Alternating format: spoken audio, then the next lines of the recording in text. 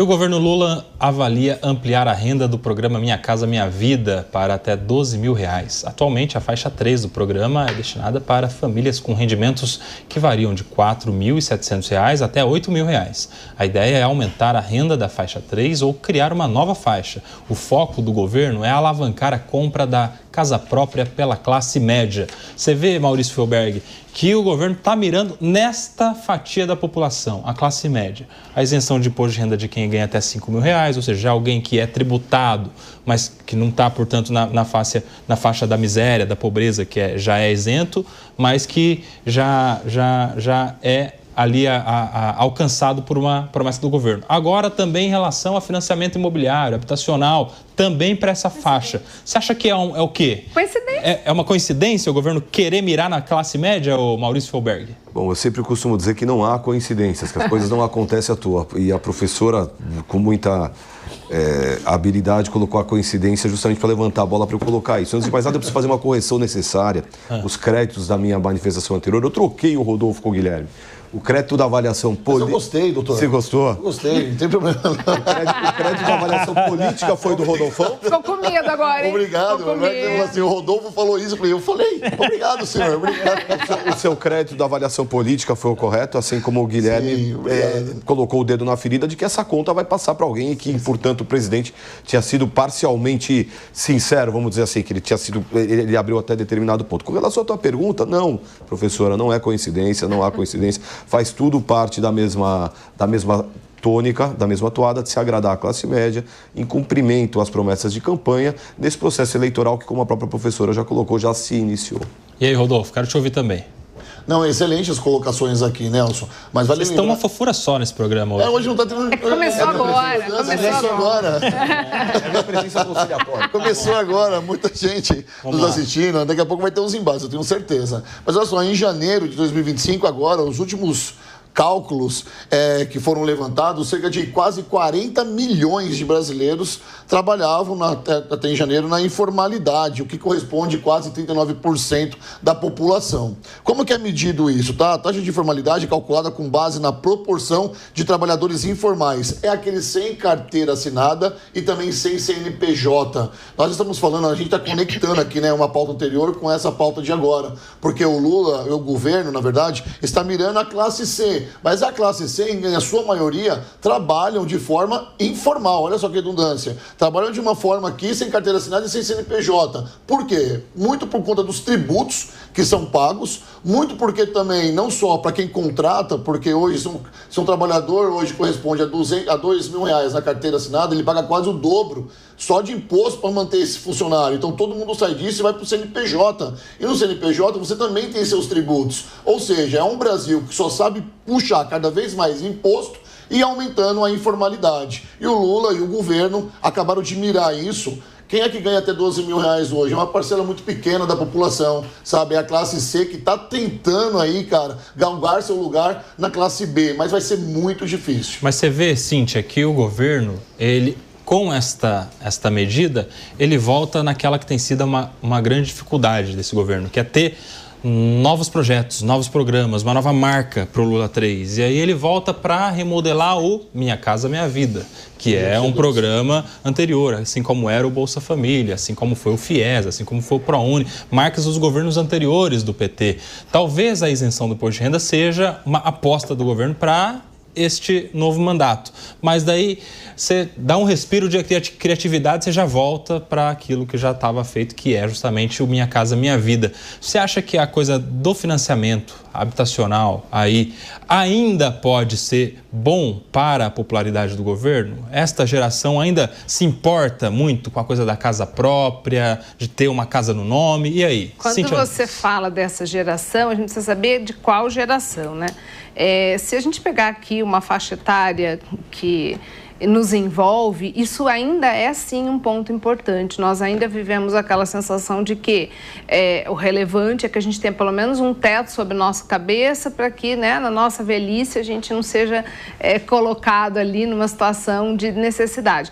O que eu tenho visto de pesquisas é que essa geração Z, ela já não mira no imóvel próprio, ela já tem uma outra forma de olhar, então não é esse público que essa medida vai alcançar. alcançar. Então, a galera que está aí com uma média de uns 20 e poucos, 30 e poucos anos, esse pessoal não tem como plano de vida diferente do pessoal 40 mais, 50 mais, que tinha o objetivo na vida de eu vou comprar minha casa, eu vou fazer um financiamento. Exatamente, para eu ter onde cair morto, né? Então, eu não vejo hoje que essa nova geração vai ser atingida. Acredito até que para essa nova geração de eleitores, esse plano vai passar completamente despercebido. Mas eu não vejo como ruim de toda forma essa medida, porque realmente a gente tem uma dificuldade, sobretudo com o acerramento aí das regras da Caixa Econômica para financiamento. Eu não vejo como ruim uma medida que facilita que uma outra parcela consiga juros menores e consiga ingressar num programa. O programa em si não é ruim e as pessoas poderem acessá-lo também não é ruim, mas se a finalidade for eleitoreira, eu não acredito que ela vá atingir essa parcela de jovens eleitores aí, porque não vejo que isso seja um objetivo de vida deles. Ô, Guilherme Mendes, e os juros? Que essa é a pergunta, né? Tudo bem, vai começar a ter acesso a esse programa de juros subsidiados, juros facilitados para o cidadão, mas a gente está numa onda de juros altos, né? A Selic com chance de chegar a 15% nesse ano de 2025, já prometida, inclusive, segundo as últimas atas aí das pessoas que decidem isso no Banco Central. Como é que você vê este Minha Casa Minha Vida num cenário, num contexto de juros tão altos? Porque mesmo o juro mais baixo vai permanecer sendo alto, né? Não, sem dúvida que o cenário macroeconômico contribui muito para a existência de estoques de imóveis vazios, que é o que tem acontecido nas grandes cidades, de modo que isso é um problema tanto para os empresários que construíram e agora não têm dificuldade em vender esses imóveis, quanto para aqueles que principalmente querem ter acesso à sua casa, como a Cíntia aqui muito bem colocou. Esse é um desejo ali que está ancestral de todo brasileiro, ter acesso a ter um teto para poder proteger e cuidar da sua família. O governo acerta quando aumenta essa faixa por dois motivos. O primeiro é a própria adequação da renda, não é a inflação. Da forma como vinha acontecendo nos últimos anos, já faria necessariamente a necessidade de uma adequação de faixa, caso fosse aplicada só a correção. Mas essa extensão para se chegar a 12 mil, que vai muito além da correção da faixa de isenção, no caso não se fala em isenção, né, na faixa de enquadramento daquelas pessoas que podem utilizar o Minha Casa Minha Vida, vai atender uma outra parcela da população que não é propriamente aquela que compra um primeiro imóvel muito mais barato, imóvel de 30, 40 metros, que às vezes só consegue morar um casal ou um casal com filho. Vai se possibilitar que outro tipo de configuração familiar busque por esses imóveis. Então, por um lado, ajuda a sociedade, que vai ter mais subsídios para, inclusive, driblar esse problema, como você bem colocou, né, o senhor dos juros, na medida em que esse subsídio vai facilitar a compra. E, por outro lado, também dinamiza o setor, que tem um estoque de imóveis bastante considerável represado. Então, acho a medida, assim, muito salutar.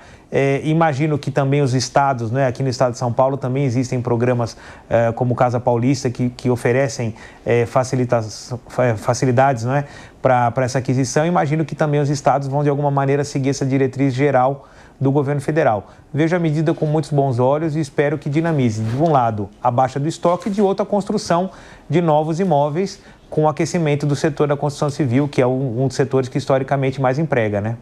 Isso aí que fala o Guilherme é interessante, Maurício, eu quero a sua opinião também, porque na ocasião dos primeiros mandatos do PT, em que eles lançaram o programa Minha Casa Minha Vida e pelo menos popularizaram isso, o foco não era só beneficiar aquele que teria acesso a um financiamento, mas era aquecer o mercado da construção civil, porque isso faz com que haja um aumento da procura pelo material de construção, isso gira a indústria também, gira a mão de obra, né, os construtores, as pessoas que trabalham nessa área, e é aquecimento de economia. Você vê com boa projeção esta possibilidade de um novo aquecimento na construção civil a partir deste anúncio?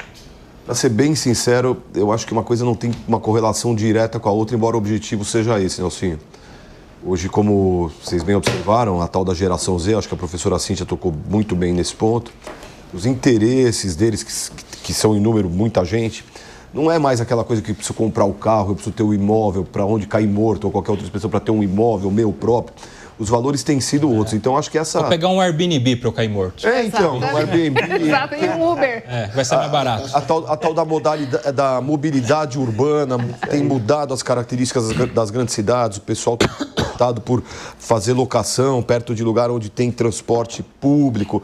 Enfim, eu acredito que essa medida tem muito mais natureza de cumprir promessa de campanha, de agradar uma determinada faixa de seguidores eleitorais para conseguir voto mesmo. Acho que, infelizmente, eu sou cético em relação a isso. Fecha. O aquecimento do mercado. Fecha, Rodolfão. Tem uma semiótica nisso. O governo avalia ampliar renda para até 12 mil reais. Vai avaliar, vai ter que passar em um monte de casa ainda para ser aprovado. Ou seja, mais uma bandeira para 2026. O governo é esperto.